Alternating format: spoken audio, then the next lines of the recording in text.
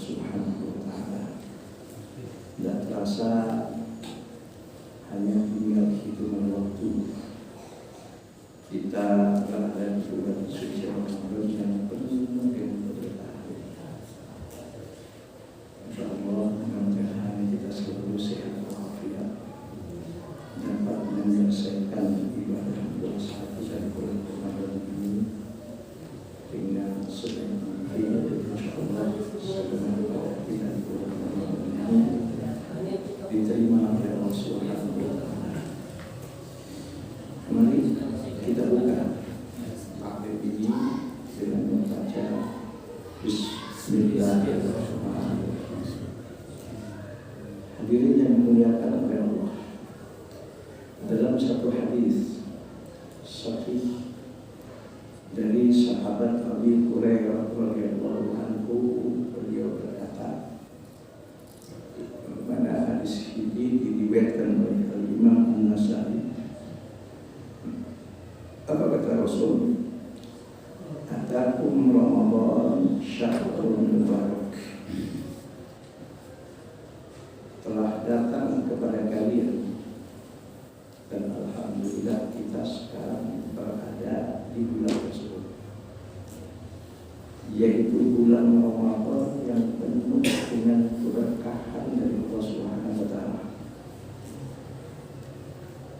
Saking banyaknya keberkahan di bulan Ramadan ini, salah satunya Allah, kata Rasul, faradallahu azza wa jalla alaikum siyama. Allah Subhanahu wa Ta'ala di bulan yang penuh dengan keberkahan ini memfardukan, mewajibkan kepada kita, bahkan menjadi salah satu rukun Islam kita, yaitu melaksanakan ibadah puasa di bulan Ramadan ini. Saking banyaknya keberkahan yang Allah berikan di bulan Ramadan ini bagi orang yang betul-betul memanfaatkan bulan ini semaksimal dan seoptimal mungkin. Kata Rasul, tu'atu fihi abwabus sama. Allah buka di bulan Ramadan ini pintu-pintu langit. Artinya Allah Subhanahu wa Ta'ala buka di bulan Ramadan ini bahwa segala doa, segala permohonan yang dipanjatkan oleh hamba Allah yang memanfaatkan dan memaksimalkan bulan Ramadan ini, Allah buka pintu-pintu ijabah dalam segala doa yang dipanjatkan. Tapi lagi-lagi, kalau ingin doa kita dijabah oleh Allah, bukan hanya sekedar berdoa, kita juga harus memenuhi persyaratan apa sih doa itu supaya dikabul dan tidak ditolak oleh Allah. Nah, dalam satu hadis sahih yang diriwayatkan oleh Imam Muslim dan Abu Dawud, pernah kita bahas di sini, di antara sebab doa ditolak. Kata Rasul, innallaha thayyibun la yaqbalu illa thayyiban. Allah itu adalah Tuhan yang maha baik, dan Dia pasti menerima segala yang baik-baik dari hambanya. Makanya itu hadis itu cukup panjang, diakhiri oleh Rasulullah itu begini. Tsumma dzakara ar-rajula. Kemudian Rasul menceritakan tentang seseorang. Ya. Di situ Rasul kata, tsumma dzakara ar-rajula, yang mana yutilus safar, orang ini dalam perjalanan dan dalam safar yang cukup jauh. Walaupun dia dalam keadaan safar, ya, kata Rasul nanti dijelaskan dalam kondisi safar itu asal akbar. Biasanya rambutnya sudah tidak kurus, tampilan fisiknya tidak kurus, namanya di perjalanan ya Pak ya. Bahkan bajunya pun sudah mulai kelihatan lusuh. Tapi dia tetap, kata Rasul, yamuddu yadayhi ilas sama. Dia tetap berdoa dengan khusyuk, bahkan menengadahkan kedua tangannya ke langit. Ya Rabb, ya Rabb, dia berkata dalam doanya, ya Allah, ya Tuhanku, ya Allah, ya Tuhanku. dijawab segala permohonanku ya Allah. Tapi apa kata Rasul? Wa mat'amuhu haram, wa mashrabuhu haram, wa malbasuhu haram, wa ghudhiya bil haram. Tapi sayang, makanan yang dimakan, yang dikonsumsi adalah makanan yang haram. Wa mashrabuhu haram, minuman yang diminum adalah minuman yang haram. Wa malbasuhu haram, pakaian yang dipakai itu pakaian yang haram. Bahkan wa ghudhiya bil haram, selama ini dia kenyang dengan yang haram-haram. Haram itu ada macam. Satu, haram li dzatihi. Yang kedua, haram li ghairihi. Ini perlu saya sampaikan karena banyak orang yang nggak ngerti. Apa itu haram li dzatihi? Sesuatu yang haram memang fisiknya sesuatu itu adalah memang sesuatu yang haram dari sananya. Contoh, ya Allah mengatakan innama harrama alaikumul maitata wad dama wa lahmal khinzir wa ma uhilla li ghairillah. Allah mengharamkan kepada kalian bangkai, ya, innama harrama alaikumul maitata wad dama, dan mengkonsumsi darah yang mengalir walaupun sudah dibikin darah itu, maaf, dalam masyarakat budaya sebagian masyarakat kita dibikin seperti marus, yang namanya marus, darah yang sudah diapakan, dikeringkan, itu tetap haram. Bahkan makan daging babi, bahkan mengkonsumsi makanan-makanan setelah makanan itu diperuntukkan untuk sesajen.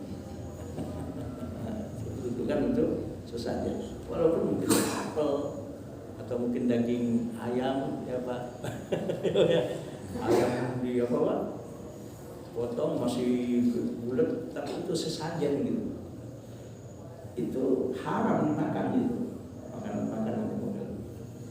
Saya maaf pernah nanya kepada orang yang, ya, jadi bukan kata orang, ya, saya nanya langsung kepada orang yang pernah mengkonsumsi, yang suka mengkonsumsi makanan-makanan yang sudah disajikan untuk sesajen. Saya rasa gimana rasanya? Hambar kan? Apel pisang itu sudah gak rasa pisang gitu. Apel itu sudah gak rasa apel. Ya, kan di dunia ini ada makhluk yang kelihatan, ada yang gak kelihatan ya Pak ya. Ya, makhluk yang kelihatan ya kita nih yang kepala hitam. yang nggak kelihatan diantaranya makhluk apa? Halus. Jin, makhluk halus. Ya, kalau orang mempersembahkan makanan untuk sesajen, ya itu berarti dikonsumsi oleh apa? Ya, oleh jin-jin itu. Makanya dalam Islam pun Rasul mengatakan kalau Anda makan daging yang bekas tulang-tulangnya jangan dibuang sembarangan. Karena apa? Karena tulang-tulang itu adalah sari-sari yang ada di tulang itu adalah makanannya para makhluk yang bernama jin.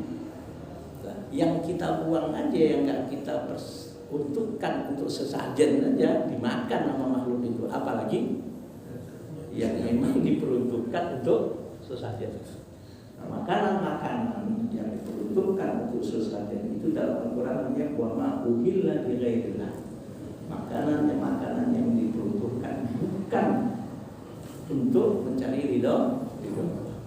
Nah itu makanan-makanan, minuman yang model begitu tuh haram li dzatihi namanya. Apa sih haram li dzatihi? Zatnya memang benda itu sudah haram.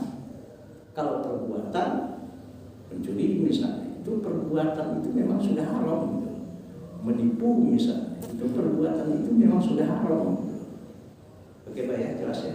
Maaf, berzina misalnya, perbuatan itu sendiri memang sudah haram. Itu namanya haramun li dzatihi. Ada haram namanya haramun li ghairihi. Apa itu haram li ghairihi? Sesuatu itu secara fisik dan kasat mata adalah sesuatu yang halal. Halal. Ya, air mineral misalnya, nasi misalnya, Atau kalau dalam waktu kita di sekolah dulu, makanan 4 sehat 5 sempurna, susu bisa. Tetapi nasi itu didapat dengan cara yang haram. Minuman itu didapat dengan cara yang haram. Sekalipun secara fisik makanan dan minuman itu kelihatannya benda yang halal, karena didapat dengan cara yang haram atau dibeli dengan uang hasil perbuatan yang haram. Jelas? Kita ini untuk menghindari perbuatan yang haram li zatihi subhanallah apa? Subhanallah ya, mengantisipasi betul itu yang namanya makan babi. Tapi giliran mengkonsumsi hal-hal yang haram digoi cuek, uang hasil nipu, uang hasil dagang kagak jujur, itu juga haram, Pak. Maaf, uang hasil korupsi itu juga haram. Ya, kalau mengkonsumsi makanan-makanan yang haram secara lizati, oke lah, kita mampu menghindar. Tapi giliran yang haram li ghairihi ini, ya, giliran yang haram, ya Pak Komjen, giliran yang haram li ghairihi, cuek. Itu makanan, minuman didapat dengan cara halal, haram apa dulu yang penting kenyang. Itu makanan dan minuman itu yang dikasih ke anak istri hasil nipu, hasil korupsi, nggak pikiran, nggak mikir. Padahal itu sama aja, bodoh aja kata orang Jawa. Haramun li dzatihi, haramun li ghairihi, dalam syariat itu sama. Maaf, usikum wa nafsi wa iyaya bittaqwa, terutama saya menasihati diri saya pribadi. Ini mungkin, bukan mungkin, yang bahkan boleh dikatakan dipastikan, yang banyak menyebabkan doa kita itu tidak dijabah oleh Allah, ditolak oleh Allah. Nah ini yang dinyatakan oleh Rasul dalam hadis tadi. Rasul mengatakan Rasulullah di safar asal akbar. Rasul menceritakan tentang seseorang dan dalam perjalanan yang cukup panjang. Dia kata Rasul, ya, karena dia dalam keadaan musafir, asal tampilannya pun sudah mulai ya kumuh, enggak apa namanya Pak, enggak rapi lah gitu, enggak rapi. Bahkan akbar pakaiannya pun sudah mulai kelihatan berdebu, bahkan bukan cuma berdebu, lecek karena nggak sempat ngerika. Tapi walaupun kondisi seperti itu, kata Rasul, yamudu yadayhi ila sama, dia tetap berdoa dengan menengadahkan kedua tangannya ke langit dengan khusyuk. Tapi sayang kata Rasul, wa man haram, makanan yang dimakan selama ini banyak yang haram-haram, baik haram li dzatihi maupun haram li ghairihi. Wa masyrabuhu haram, minuman yang diminum selama ini banyak yang haram-haram. Wa malbasuhu haram, pakaiannya pun banyak dipakai pakaian-pakaian yang haram-haram. Bahkan walaupun dia adalah haram, dia kenyang selama ini dengan yang haram-haram, baik haram li dzatihi maupun haram li ghairihi. Apa kata Rasul? Fa anna yustajabu lahu, bagaimana doanya akan diijabah dan akan diterima oleh Allah Subhanahu wa taala dan akan dijawab oleh Allah. Sulit rasanya, bahkan mustahil kata Rasul, doa itu akan diijabah oleh Allah Subhanahu wa taala. Karena ini sikum wa nafsi wa iyaya bittaqwa, terutama saya menghati diri saya pribadi. Yuk, jangan kita hanya peduli terhadap yang haram-haram secara zatnya, ya, tapi yang haram-haram secara, saya katakan tadi, li ghairihi. Apa itu yang haram li ghairihi? Sesuatu yang secara kasat mata dia adalah halal, tetapi dia sudah menyatu dengan yang haram yang nggak bisa dipisahkan. Contoh tadi yang diminum ya air mineral, tapi air mineral itu didapat dengan cara mencuri milik orang. Yang diminum ya air mineral, Tapi air itu dibeli dengan uang hasil perbuatan nipu, perbuatan yang haram menurut syariat. Bagaimana ya? Jadi kalau memang bulan Ramadan itu, ini tinggal sedikit lagi nih, dimaksimalkan dan dioptimalkan, dahsyat kata Rasul. Di situ dibuka oleh Allah pintu langit, segala doa kita insya Allah dijawab oleh Allah. Jadi dalam hukum agama itu Pak, ya, ada sesuatu yang mempunyai keistimewaan karena tempat atau karena waktu. Nah, sesuatu yang atau karena memang dia dimuliakan oleh Allah. Contoh, di dunia ini Pak, air yang terbaik, the best of water, sebaik-baiknya air di dunia itu air Zam-Zam. Itu air Zam-Zam itu air yang terbaik. Saya punya cerita dengan orang yang kebetulan punya travel, yang kebetulan saya dulu ya 11 tahun saya ikut membimbing di travel beliau. Ya. Itu dia pernah cerita sama saya, Pak Ustadz tahu nggak? Ketika tahun 82 tahun berapa dia bilang, saya pindah rumah ke tempat rumah saya sekarang di sini di Pondok Kelapa. Dulu saya nggak tinggal di sini. Waktu saya pindah itu saya baru pulang umroh katanya. Saya bawa air Zam-Zam karena pergi bukan 1 orang, 2-3 orang, pakai galon. Kemudian setelah saya pindah rumah, beres-beres rumah, kok air Zam-Zam saya 1 galon kayaknya hilang katanya. Nggak ketemu Pak. Sudah 10 tahun dia tinggal di rumah itu, dia beres-beres rumah, mau renovasi, mengecat itu, ketemu itu nyelip di mana itu air galon yang dia bawa pulang dari Mekah yang isinya air Zam-Zam. 10 tahun dia bilang. Tahu nggak Pak Ustadz? Itu air masih enak diminum, nggak berubah sedikit pun. Kalau air botol gede 10 tahun ditaruh di galon Pak, kayak lumut. Gimana itu? Butak. Ya butek itu. Ini bayangkan 10 tahun air di galon itu yang namanya Zam-Zam nggak berubah sedikit pun. Dan kami minum kan nggak ada masalah kan? Subhanallah. Itu maka the best of water itu adalah air Zam-Zam. Bahkan apa fungsinya, manfaatnya air Zam-Zam itu tergantung untuk apa kita doa. Saya ketika membimbing jemaah dulu, kalau sudah tenaga agak sedikit kayaknya lelah, minum air Zam-Zam aja Pak. Tadinya lapar jadi kenyang tuh minum air Zam-Zam itu. Ini pengalaman pribadi saya Pak. Bukan cuma hilang haus, lapar pun hilang. Kaki pegel-pegel, kita mimpin kan, ambil air Zam-Zam, diusapin aja tuh ke yang pegel-pegel, seger lagi, dahsyat sekali. Tempat yang paling mulia di dunia ini adalah yang disebut dengan Masjidil Haram.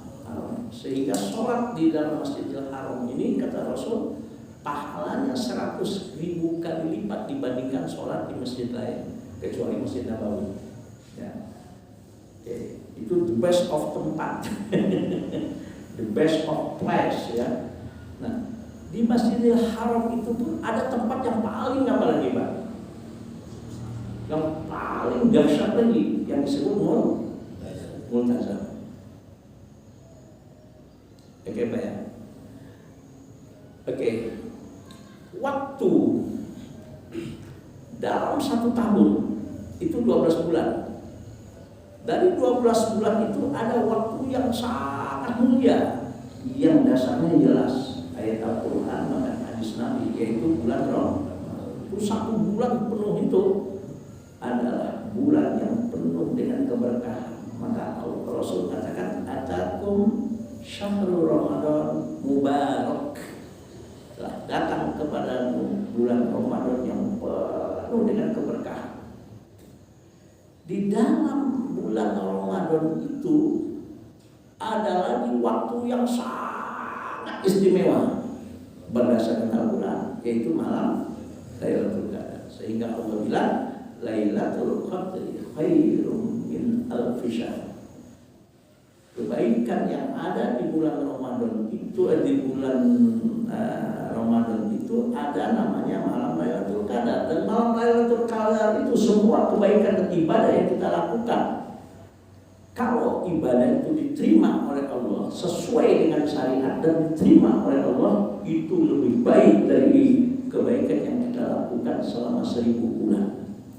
1000 bulan itu kurang lebih sekitar 83 tahun. Jadi kalau kita mendapatkan malam Lailatul Qadar itu, Pak, ibadah kita di malam itu sama dengan kita beribadah tanpa putus 83 tahun. Makanya ketika sahabat bertanya ke Rasulullah, ya Rasulullah, mohon kepada Tuhanmu agar umatmu itu umurnya panjang-panjang.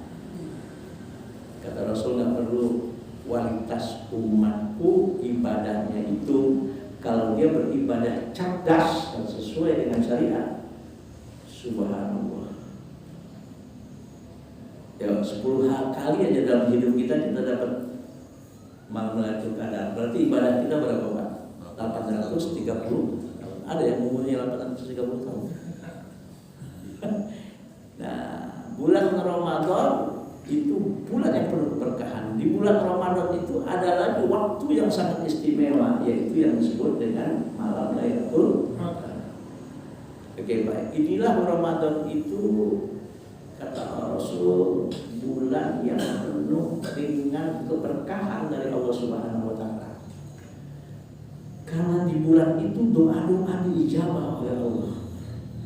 Dan juga di bulan Ramadan itu, kata Rasul, ya, jelas ini hadisnya, Pak, yaitu waktu berlaku fihi abwabul jahim, ditutup pintu-pintu neraka. Waktu ghallu fihi maradatus syaitin, dan dibelenggu yang namanya iblis atau setan itu. Ada yang bilang, kok Ramadan masih banyak yang berbuat maksiat? Ramadan kok masih banyak yang apa, Pak? Ya, dibelenggu oleh apa? Oleh amal-amal soleh dan kebaikan yang dilakukan. Kalau di bulan Ramadan kita masih tetap biasa, bahkan maaf, mau bilang masih melakukan maksiat, dosa, ya nggak ada artinya, Pak. Jadi akan, ya, yang namanya tughlaqu fihi abwabul jahim, ditutup di situ pintu-pintu neraka. Itu tergantung kita bagaimana memanfaatkan bulan Ramadan yang penuh berkah itu, gitu loh. Bagaimana iblis atau setan itu terbelenggu tergantung bagaimana kita memaksimalkan bulan Ramadan itu. Jelas, Pak? Jadi Ramadan walaupun bulan yang penuh dengan keberkahan, kalau kita cuek, ya podo wae dengan di luar Ramadan, ya nggak ada artinya. Jadi jangan ngomong, wah, Ramadan kok masih banyak orang berbuat dosa, katanya. Ya salahnya sendiri. Kenapa bagi dia Ramadan itu tidak dimanfaatkan? Kalau dimanfaatkan karena begitu banyak, ya Allah Subhanahu wa Ta'ala memberikan keberkahan di bulan Ramadan ini, otomatis itu nggak ada kesempatan untuk setan mengganggu hamba Allah tersebut. Oke. Dan di situ Allah katakan lillahi fihi lailatun khairum min alfi syahr. Ya. Demi Allah, kata Rasul, di dalam bulan Ramadan itu ada malam yang lebih baik daripada 1000 bulan. Man hurima khairaha faqad hurim. Barang siapa yang gak mampu memanfaatkan bulan Ramadan ini dengan semaksimal seoptimal mungkin. Dia nggak peduli terhadap Ramadan ini, ya sudah, Ramadan lepas saja begitu. Sehingga dengan selesainya Ramadan itu nggak ada bekasnya sama sekali bagi dia. Maka ya, ungkapan yang diungkapkan oleh orang-orang tua kita yang disebut dengan istilah minal aidin wal faizin taqabbalallahu minna wa minkum, itu sebetulnya adalah cocok, pantas, layak hanya kepada orang-orang yang kembali kepada fitrah karena dia memanfaatkan bulan Ramadan semaksimal dan seoptimal mungkin, dan dia bertaubat sehingga dosanya diampuni oleh Allah Subhanahu wa taala, sehingga minal aidin, dia kembali kepada fitrahnya seperti dia waktu lahir, sudah lepas dari segala dosa, lepas dari segala yang namanya ya kotoran-kotoran, karena dia mampu memanfaatkan dan memaksimalkan bulan Ramadan itu, sehingga sehingga dia tergolong orang-orang yang mendapatkan kemenangan di bulan Syawal tersebut. Oke, sampai di situ paham Mbak ya? Pertanyaannya sekarang, apa sih yang disebut dengan berkah gitu Pak? Apa sih berkah itu apa gitu? Ya nanti saya share tulisan ini ya ke Akom sendiri ya. Apa itu berkah? Apa itu berkah? Berkah di dalam bahasa itu artinya an-nama. Berkah itu secara bahasa artinya an-nama wa ziyadah. Apa itu an-nama wa ziyadah? An-nama wa ziyadah itu artinya berkembang dan tumbuh. Itu yang namanya berkah ya. Berkembang dan tumbuh. Namun dalam pengertian para ulama, salah satunya saya nukil dari apa yang diungkapkan oleh Ar-Raghib Al-Asfahani dalam kitabnya namanya Al-Mufradat. Apa itu berkah? Dalam kitabnya, saya punya kitab ini Pak, Al-Mufradat, kitabnya cuma segini tipis. Makna apa itu berkah? Al-barakatu, kata beliau, adalah subutul khairil ilahi fi syai'i wa kasratuhu wa namahu. Berkah adalah tetapnya kebaikan dari Tuhan, dari Allah. Jadi kebaikan itu betul-betul murni dari Allah dan dari Tuhan ya. Fi syai'i, dalam segala sesuatu, bahkan bukan hanya sekedar baik, tetap banyaknya kebaikan itu. Wa kasratuhu wa namahu, bahkan kebaikan itu juga mengalami apa yang disebut dengan perkembangan akan bertambah. Makanya itu ya, subhanallah ya, berkah itu Allah Subhanahu wa taala katakan di antaranya di dalam Al-Qur'an, yaitu lihat surat Ad-Dukhan ayat 3. Apa kata Allah? Inna anzalnahu fi lailatin mubarakatin. Sesungguhnya aku turunkan Al-Quran itu di malam yang penuh dengan keberkahan. Semua ulama mengatakan lailatin mubarakatin itu adalah malam Lailatul Qadar. Maka menurut Al-Qurtubi dalam tafsirnya, tafsir Al-Qurtubi ini 20 jilid Pak, ada saya di rumah Pak. Namanya tafsirnya adalah ya itu Al-Jami' di Ahkam Al-Quran 20 jilid. Apa kata Al-Qurtubi? Al-Qurtubi mengatakan apa itu berkah? Berkah adalah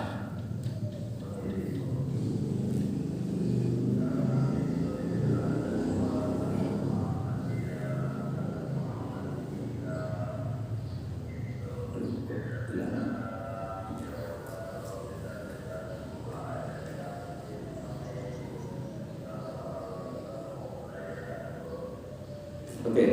Apa kata Al-Qurtubi? Berkah adalah ya, bukan sekedar banyaknya harta. Al-Qurtubi. Dengar itu. Ya. Harta yang berkah itu bukan hanya sekedar banyak, tetapi keberlangsungan manfaat dan kebaikan.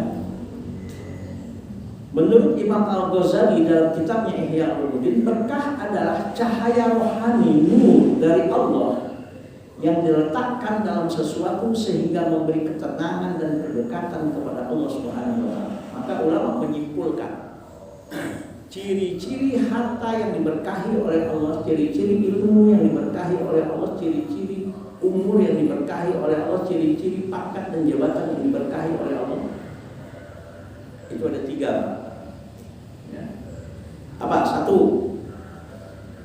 harta yang diberkahi, ilmu yang diberkahi, umur yang diberkahi, jabatan yang diberkahi, dan segala sesuatu yang diberkahi oleh Allah. Ciri-cirinya 1 adalah apa itu? Semakin luas rezekinya, semakin tinggi ilmunya, semakin bertambah usianya.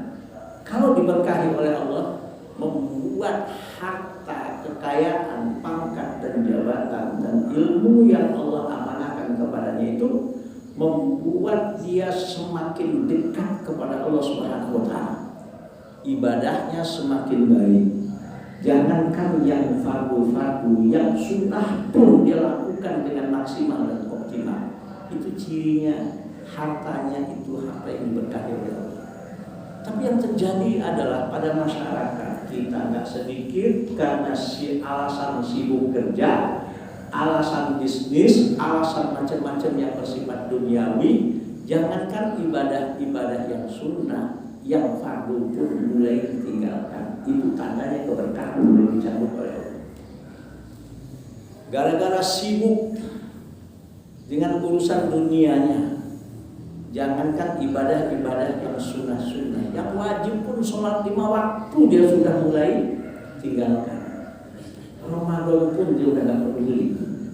Ada satu ungkapan yang mungkin pernah saya ucapkan di sini, yang ditulis oleh Ibnu Athaillah As-Sakandari dalam kitabnya namanya Al-Hikam, makalah yang kelima, ungkapan yang kelima. Apa kata Ibnu Athaillah As-Sakandari? Jika seseorang untuk mengejar sesuatu yang sudah Allah tetapkan kepadanya, yaitu rezeki contohnya. Rezeki itu kan sudah Allah tetapkan kepada kita. Hanya tinggal kita bagaimana cara menjemput rezeki itu. Ya. Seseorang yang jika karena sibuk untuk mendapatkan sesuatu yang sudah Allah tetapkan kepadanya seperti rezeki, kemudian ditinggalkan kewajibannya kepada Tuhannya. Itu kata Ibnu Athaillah As-Sakandari di dalam kitab Al-Hikamnya, tanda orang itu mata batinnya sudah mati.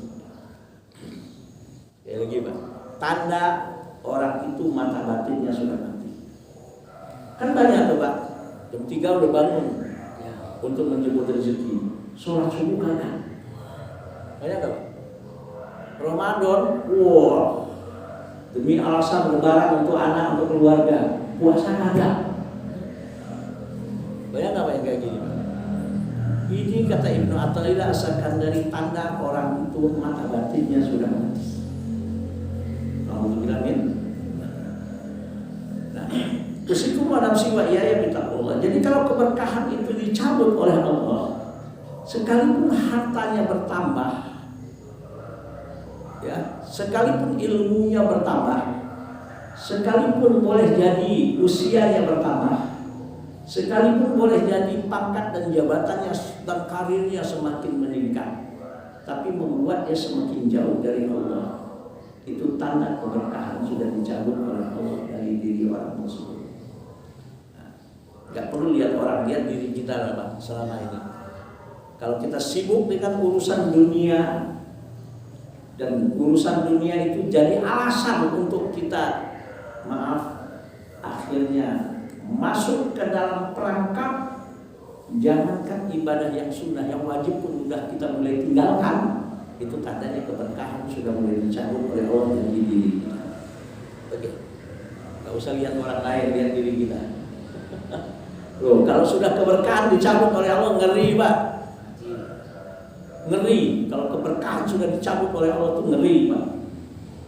Akhirnya bukan membawa kedamaian harta itu. Akhirnya bukan membawa ketenangan rezeki itu. Akhirnya bukan membawa ketenangan yang namanya jabatan itu.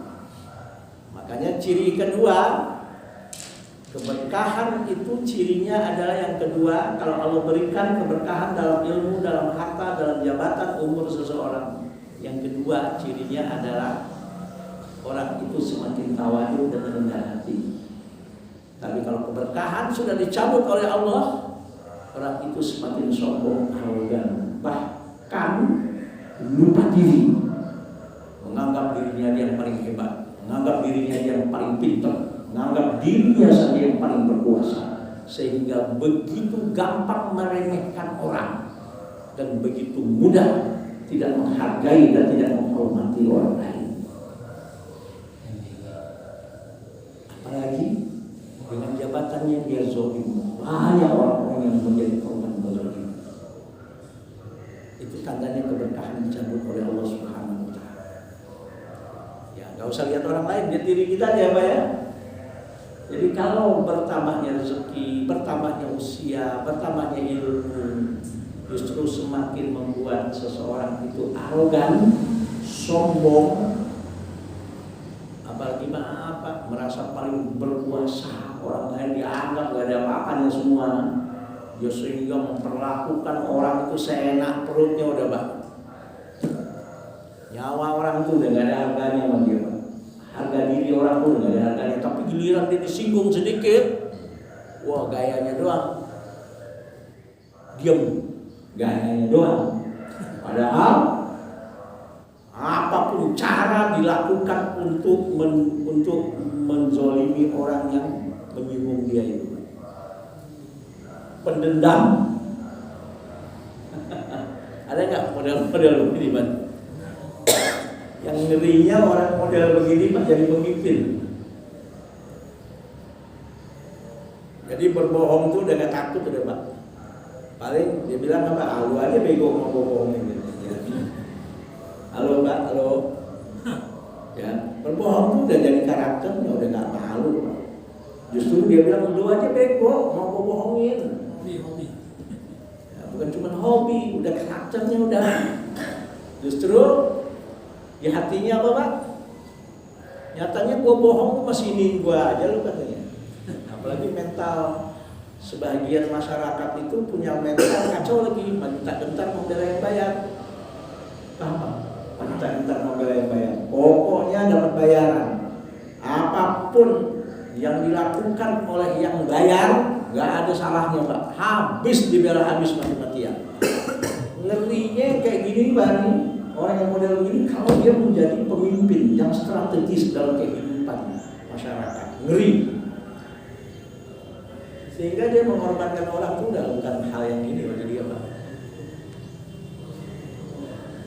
Kalau kayak gini jiwanya sehat apa sakit ya Pak? Kalau kayak gini sakit Pak ya? Ada Pak konsep pemimpin yang kayak gini? Ada. Di mana Pak? Udah gak malu lagi Pak. Yang ketiga, ini kalau keberkahan dicabut oleh Allah, kalau keberkahan diberikan oleh Allah dan kalau dicabut oleh Allah. Yang ketiga, yang merasakan manfaat dan kebaikan. Saya rasakan kebaikan, manfaat dan kebaikan bukan hanya dirinya saja, keluarganya pun mendapatkan manfaat dan kebaikan. Orang banyak pun mendapatkan manfaat dan kebaikan dari hartanya, dari ilmunya, dari jabatannya, dari dia usia panjang. Ya Allah, orang tuh lihat dia resep enak banget gitu loh. Kaya, banyak duit, pintar, tapi nggak ada arogan gitu. Subhanallah. Tempat orang bertanya, tempat orang kalau ada masalah, dan setelah itu nggak ada sedikit pun kesombongan yang terlihat dari dirinya. Sehingga yang merasakan manfaat dan kebaikan bukan hanya dirinya, bukan hanya keluarganya yang namanya harum. Orang banyak pun merasakan manfaat dan kebaikan dari dirinya. Maka manusia itu Pak, Ada manusia ketika dia lahir, orang sekelilingnya gembira. Bukan cuma orang tuanya, saudaranya, keluarganya, dan orang di sekelilingnya ketika dia lahir gembira. Kenapa? Karena dia lahir dalam keadaan sehat secara fisik, nggak cacat. Senang. Setelah dia meninggal, orang juga gembira. Alhamdulillah dia mati gitu. Alhamdulillah dia udah nggak ada, mampus dunia. Kacau ini, Pak. Mestinya ketika dia meninggalkan dunia ini yang terjadi adalah kesedihan. Tapi ada orang ketika dia lahir, orang sedih, Pak, ibunya sedih, bapaknya sedih karena kebetulan secara fisik dia tidak sempurna. Tapi subhanallah, walaupun itu bukan dia dalam keadaan tidak sempurna secara fisik, dia tidak menjadikan halangan bagi dia untuk berkarir. Banyak orang-orang kayak gini, Pak. Jadi walaupun dia dalam keadaan sedih ketika dia lahir, orang sedih, apalagi orang tua yang menyambutnya karena secara fisik dia tidak sempurna. Tapi ketika dia meninggal pun orang menangis, Pak. Yang bagus itu ketika lahir orang tertawa, ketika dia meninggal orang menangis. Janganlah ketika kita lahir orang gembira, ketika meninggal orang senang. Oke, Pak ya. Nah, usikum adapsi wa ya bitaqullah. Karena keberkahan itu begitu urgennya, begitu pentingnya dalam kehidupan. Coba Bapak lihat. Dalam segala aspek itu yang namanya keberkahan itu selalu kita minta, Pak, secara umum. Sampai kita ketemu saudara kita yang seiman pun kita mendoakan supaya saudara kita yang seiman itu diberkahi oleh Allah. Dengan kita disunahkan untuk mengucapkan salam kalau ketemu saudara seiman kita. Dan ketika ada orang mengucapkan salam kepada kita, kita pun disunahkan, bahkan wajib hukumnya untuk menjawab salam tersebut. Apa itu? Assalamualaikum warahmatullahi wabarakatuh. Pakai wabarakatuh, pakai lafaz jamak plural. Assalamualaikum. Kami doakan semoga keselamatan dari Allah berikan kepada kalian, ya saudara. Warahmatullah, bukan hanya keselamatan tapi juga rahmat kasih sayang Allah. Aku doakan supaya Allah senantiasa berikan kepada engkau. Bahkan bukan cuma sekedar rahmat, wabarakatuh, segala keberkahan dari Allah senantiasa berikan kepada engkau, wahai saudaraku. Itu dasarnya, Pak. Sehingga yang mendapatkan salam pun wajib menjawab waalaikumsalam warahmatullahi wabarakatuh. Bagaimana?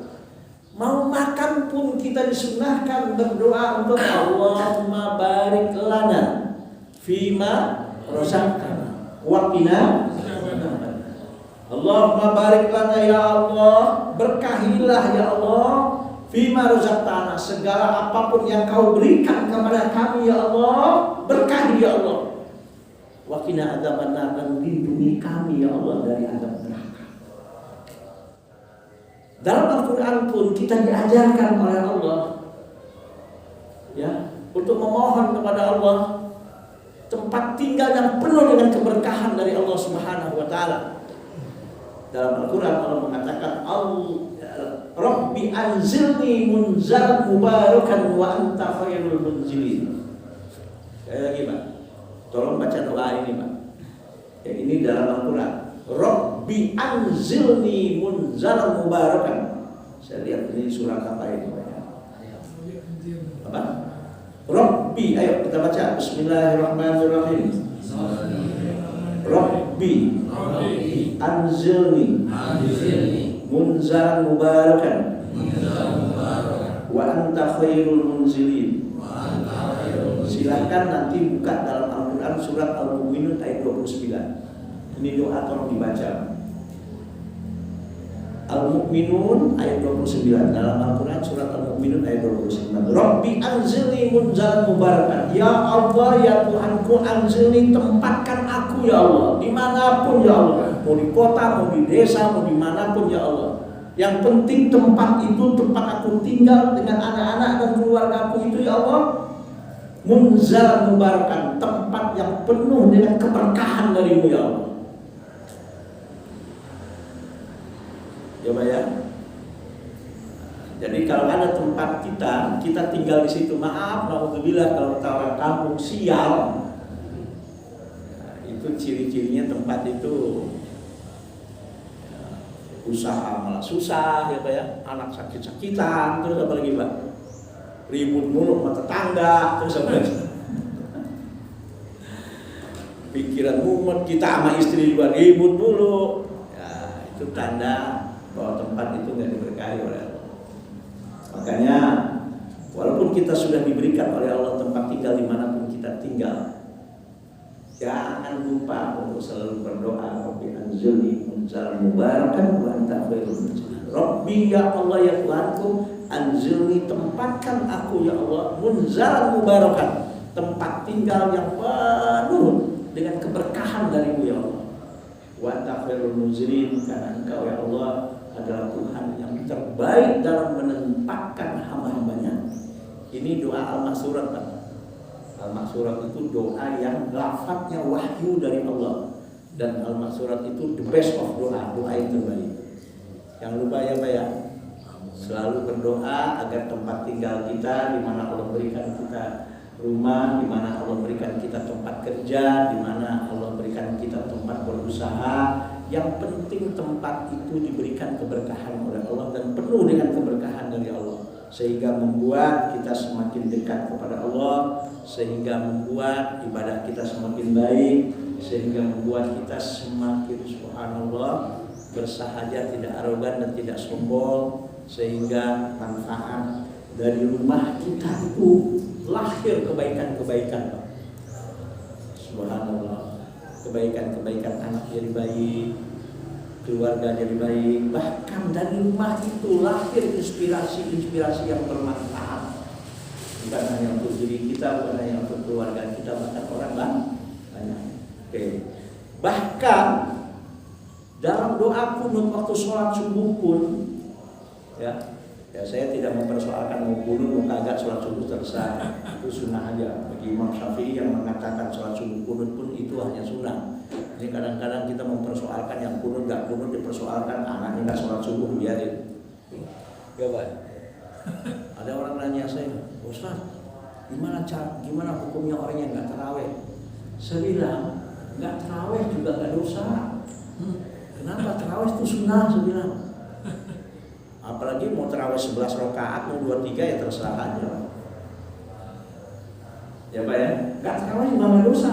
Tapi kalau gak tarawih itu kebangetan, keterlaluan, gak tahu diri. Kasih kesempatan hidup sehat oleh Allah untuk sholat tarawih. Sholat tarawih itu hanya di bulan Ramadan, gak ada di luar Ramadan.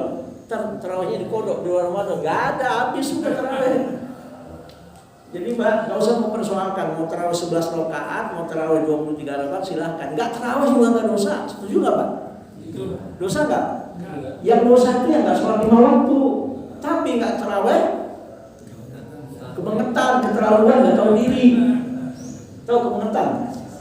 Ya Pak, ngelihat anak kebangetan, empet gak Pak? Ngelihat ada teman kebangetan, empet gak gitu Pak? Tahu empet? Apa empet Pak? Sebel, apa tuh sebel Pak? Enak kelihatannya Pak ya. Oke, paham? Mau tarawih mau enggak, gak usah dipersoalkan, mau 11 mau 23 silakan. Bahkan sekarang di Mekah itu 13 rakaat tarawihnya. Dulu waktu saya di Madinah Pak, waktu saya kuliah di Universitas Islam Madinah, itu tarawih di Masjidil Haram, di Masjid Nabawi itu gak pernah kurang 23 rakaat. Sekarang saya baca, kenapa kok 13 rakaat? Karena udah terlalu banyak orang umroh itu Pak. Udah terlalu padat itu yang namanya Masjid Nabawi, Masjid Haram itu. Sehingga supaya agak sedikit Bapak leluasa, maka diputuskan sholat tarawih enggak 23. Padahal ada satu buku, ada di rumah saya bukunya yang ditulis oleh Syekh Atiyah Muhammad Salim. Atiyah Muhammad Salim ini seorang mufti di Mahkamah Syariah Madinah dan dia dosen juga di Universitas Islam Madinah, ya, dosen pasca sarjana, ahli dan hafal itu salah satunya kitab Muwatta. Saya sering mulazamah ta'lim waktu saya di Madinah dengan beliau, ya, itu di Masjid Nabawi. Itu ada tulisan beliau, judulnya Tarikh Sholat At-Tarawih fil Masjid Nabawi, sejarah sholat tarawih di Masjid Nabawi. Sampai buku itu ditulis, dia bilang apa? Sampai saat ini, sejak zaman Khalifah Umar bin Khattab radhiyallahu anhu, sholat tarawih di Masjid Nabawi itu nggak pernah kurang 23 rakaat. Sejak zaman Khalifah Umar bin Khattab sampai buku itu ditulis.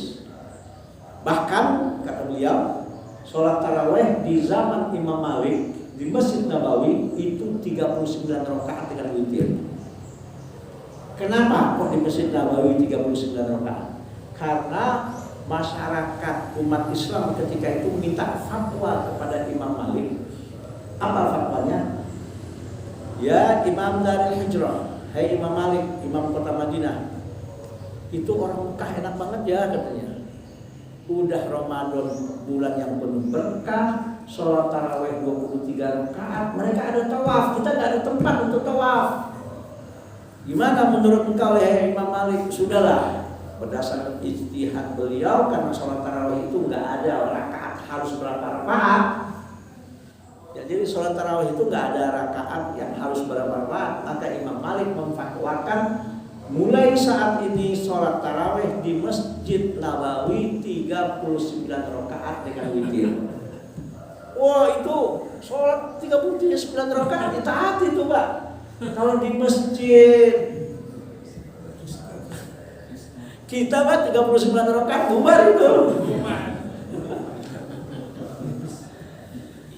Bubar itu 23 aja banyak yang pada apa?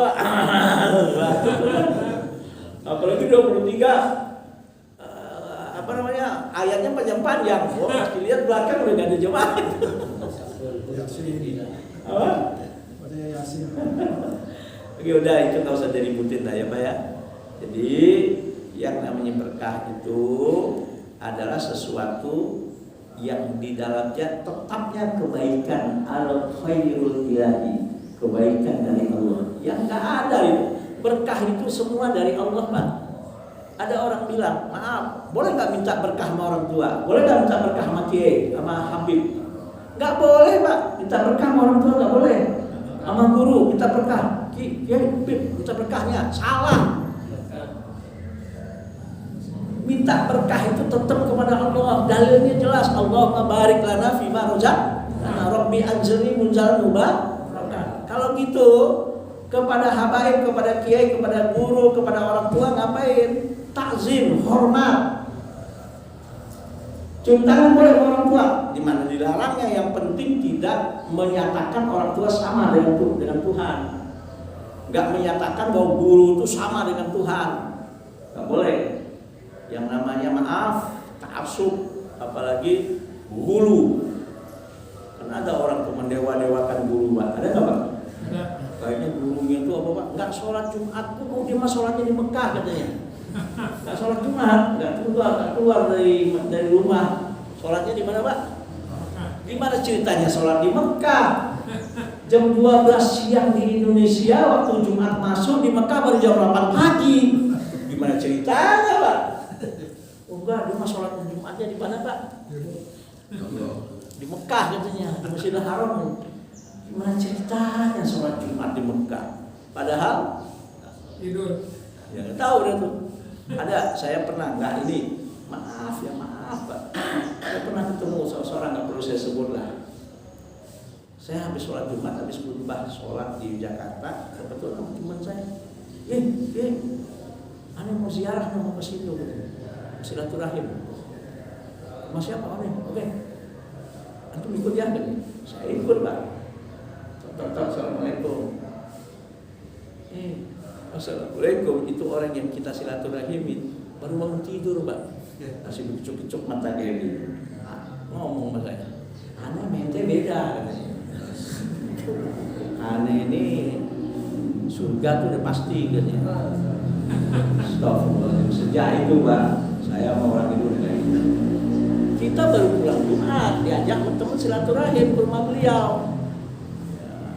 Ya karena teman saya bilang, Bang, orang ini oke, kita silaturahim. Kita ketok-ketok rumahnya, baru bangun tidur, Pak. Langsung ngomong anak ente beda, ya dia pasti mesusulkan. Gimana ceritanya? Abu Jahal aja ketemu Rasul nggak masuk surga ya Pak ya? Abu Thalib ngebantu Rasul karena nggak beriman, nggak masuk surga. Oke Pak ya, tolonglah nggak usah ada yang namanya fanatik gulu namanya itu, mendewa-dewakan guru itu nggak boleh. Jadi takzim kepada guru wajib. Saya selalu menasihati anak-anak santri, saya bilang, apalagi kalau menjelang pulang, saya bilang, liburan, anak-anakku, nggak ada bekas guru. Saya bilang. Siapapun orang yang pernah mengajar Anda waktu Anda di TPA, waktu Anda di TK, waktu Anda di SD, waktu Anda di SMP, itu bagaimanapun itu guru kalian.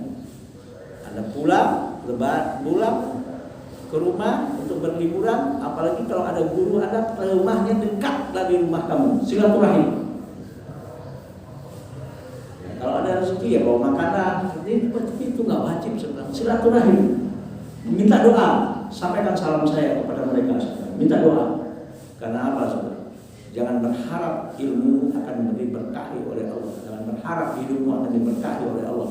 Kalau kamu durhaka sama orang tua, kurang ajar kepada gurumu. Cium tangan mereka, minta doa kepada mereka. Tapi maaf, jangan minta berkah saudara. Berkah tetap minta kepada siapa?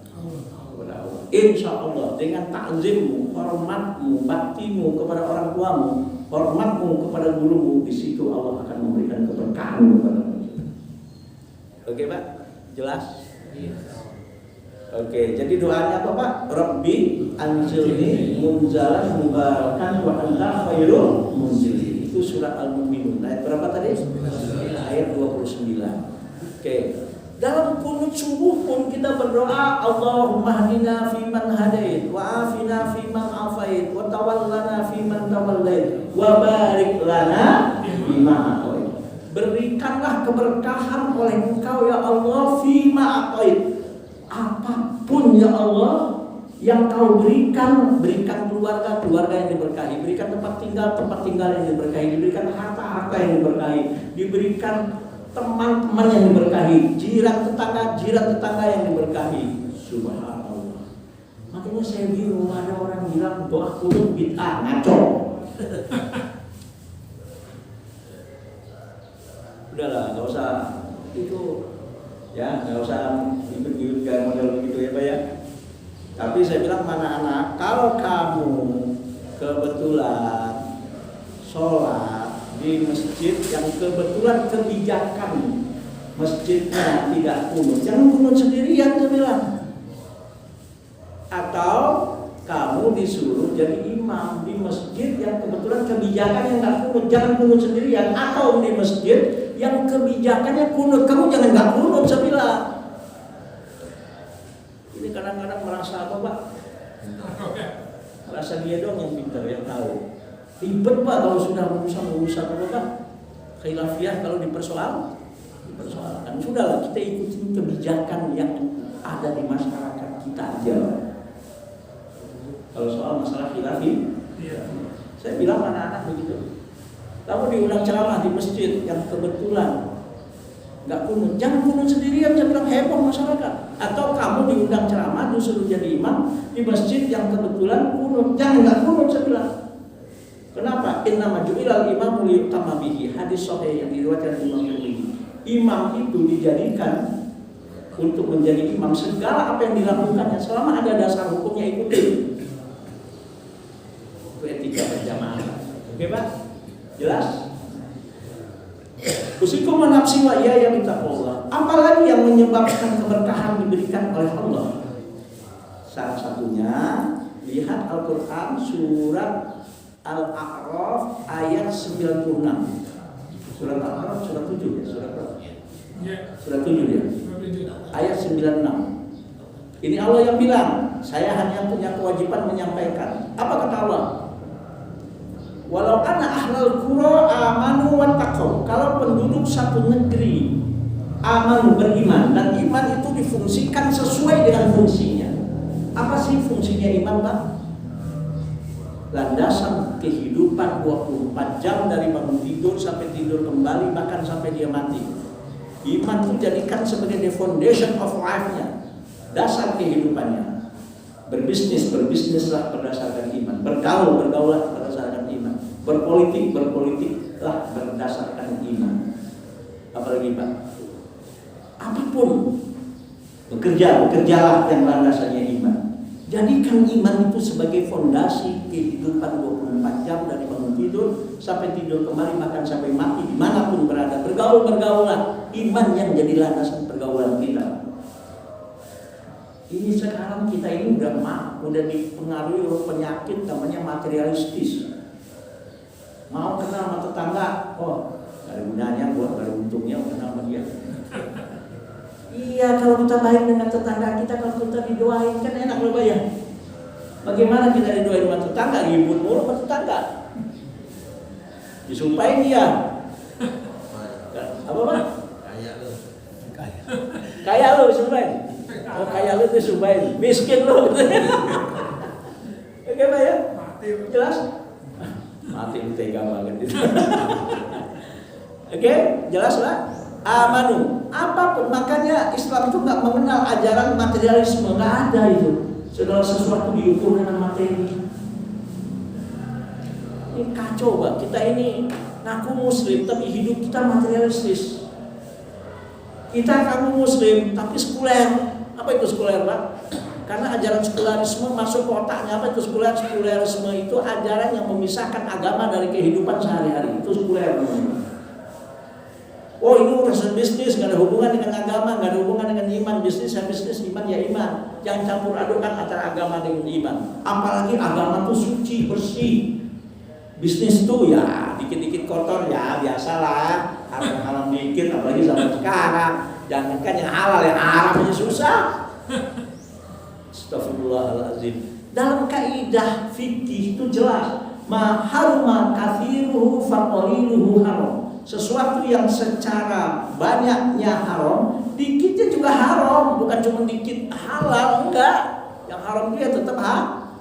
Baik haram li dzatihi maupun haram li ghairihi. Kita ngaku Muslim, tapi maaf, berbisnisnya sudah bisnis sekuler. Ngaku Muslim, bergaul udah ngaku sekuler. Apalagi maaf berpolitik, politiknya udah politik sekuler. Oh, ini masjid jangan ngomongin politik. Masjid itu bersih. Pengajian jangan ngomong politik dah. Karena politik itu kotor. Kalau bisnis itu kotor, urusan ekonomi itu kotor, politik itu kotor, tutup itu semua fakultas-fakultas ilmu politik dan fakultas-fakultas ilmu ekonomi dan fakultas bisnis itu. Tutup. Islam memandang segala aspek kehidupan adalah sarana untuk kita beribadah. Bagaimana? Walau ana hal qura amanu wattaqau. Enggak cukup hanya beriman tapi wattaqau. Diiringi dengan ketakwaan kepada Allah. Apa itu takwa? Takwa itu secara bahasa asal kata akar katanya waqo. Waqo itu artinya melindungi, memprotek, mengantisipasi. Jadi sifat utama dari orang yang bertakwa, dia protek, dia lindungi betul dirinya dan kehidupannya dari hal yang tidak diinginkan oleh Allah, dari hal yang tidak sesuai dengan tuntunan syariat. Gak mau dia tuh nyenggol-nyenggol yang haram-haram itu Yang haram itu kan yang banyak yang haram itu. Kalau dikit mah boleh dah. Allah kan maha pemaaf. Astagfirullahaladzim. Tapi alhamdulillah bukan orang kita, Pak. Orang mana tuh yang kayak gitu tuh? Orang sini. Bukan. Orang sono, Pak. Oke? Nah, kalau kita menjadikan iman landasan kehidupan kita, takwa yang jadi tujuan hidup kita, insya Allah menjadi aparat hukum yang bertakwa, menjadi politisi yang bertakwa, menjadi pengusaha yang bertakwa. Subhanallah. Keluarga yang bertakwa. La fatahna alaihim barakatan minas samai wal ardh. Allah pasti bukakan pintu keberkahan yang tanpa batas. Kenapa? Karena Allah katakan barokat. Tidak ada alif lam, bukan al-barokat, tapi barokat. Isim nakirah, common noun kalau bahasa Inggrisnya. Keberkahan yang begitu banyak yang begitu berlimpah sehingga kita nggak bisa menghitungnya. Yang turun dari langit, yang keluar dari perut bumi. Sekarang yang turun dari langit tanah longsor. Yang turun dari langit menyebabkan banjir bandang. Yang keluar dari bumi apa Pak? Gunung meletus. Astagfirullah. Ada tanah berlubang sekarang ya Pak ya. Ada satu kampung sekarang tanahnya bergerak. Ada satu tempat di Jawa kalau saya tidak salah, itu tanahnya satu kampung bergerak Pak. Tidak kurang 500 rumah hancur, tidak bisa ditempati. Tanahnya bergerak, rumah pada hancur. Namun dibilangin, kita ingin meminta kepada Allah agar yang turun dari langit adalah keberkahan, yang keluar dari perut bumi adalah keberkahan. Walakin kadzabu, tapi banyak di antara kita ini membohongi Allah. Agama, iman hanya dijadikan alat untuk mendapatkan kekuasaan, alat untuk mendapatkan kekayaan. Akhirnya fa'akhaznahum bima kanu yaksibun. Allah timpakan berbagai macam bencana dan musibah yang habis-habisnya. Ramadan akan berakhir. Yuk kita maksimalkan yang hanya tinggal seminggu ini. Ya. Mau nanti lebarannya hari Sabtu, mau lebarannya hari Jumat, udahlah. Tapi yang sudah pasti yang puasanya hari apa Pak? Yang puasanya hari Rabu, jangan lebaran hari Sabtu. Karena udah 30, nggak ada puasa 31. Ya, jadi kalau yang puasanya kemarin hari apa Pak? Hari Rabu udah pasti Jumat. Karena udah pasti 30 puasanya.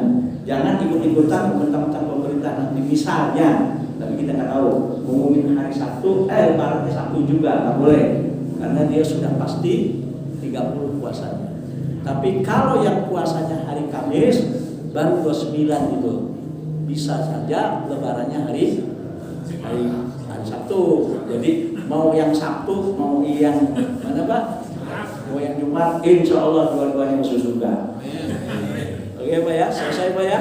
Oke, mudah-mudahan ridho rahmat dan keberkahan dari Allah senantiasa dilimpahkan oleh Allah dalam kehidupan kita. Maaf lahir dan batin ya. Apalagi ini mau lebaran ya Pak ya. Lebaran ya Pak ya. Saya sebelum lebaran minta maaf dulu ya Pak ya. Kalau orang kampung 00 ya Pak ya. Kalau 00 Pak. Mina aidin wal. Ya. Komsit 00 kan. Tiada apa Pak? Tiada beban di antara kita. 0 0 Oke. Assalamualaikum warahmatullahi wabarakatuh. Waalaikumsalam. Silakan kalau ada pertanyaan. Ya silakan Bapak-bapak bertanya.